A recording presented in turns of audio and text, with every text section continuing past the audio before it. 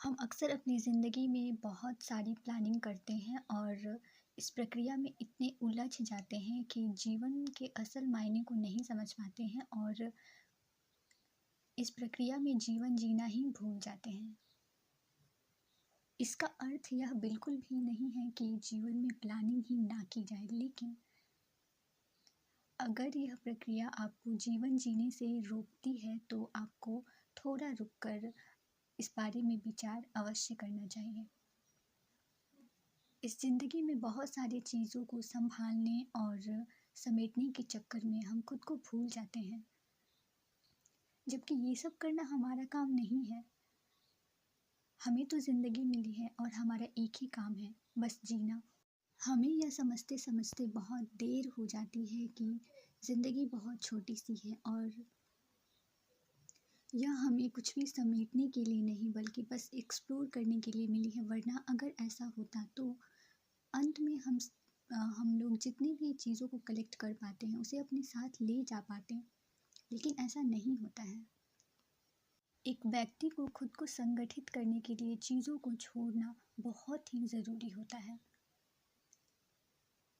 हालांकि यह करना इतना भी आसान नहीं है, लेकिन अपने हाथों को खाली रखना बहुत ही सुकून देता है। अब तक मुझे ऐसा लगता था कि जितना चिंता करेंगे, फिक्र करेंगे, उतना ही चीज़ों को ठीक कर पाएंगे, लेकिन ऐसा कभी भी नहीं होता है।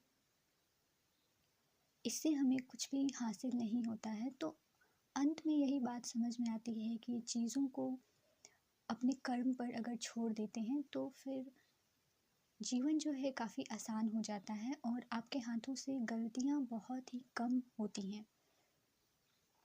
हाल ही में मैंने एक पोयम लिखा है और इसमें इन सारी बातों को दर्शाया गया है। पोयम कुछ ऐसे है कि मैं चला बहुत सोच समझ कर, रास्ते के फूलों की परवाह की, कांटों पर नज़र रखा, धूप से बच बच कर मैं छाँव में सुस्ताता रहा।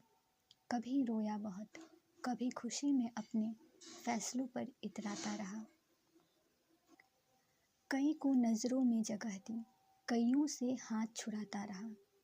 मैंने सारे प्रयत्न करके देखे, लेकिन दुख का साया ठीक मेरे पीछे था। फिर ये सारे काम मैंने सौंप दिए, अपने हाथों से छुड़ाकर तुम्हारे कोमल हाथों में।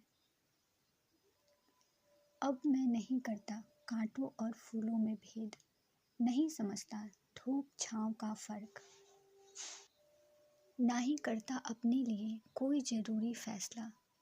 मैं बस तुम्हें देखता जाता हूँ, यह जानते हुए कि तुम हो तो क्या फ़िक्र है।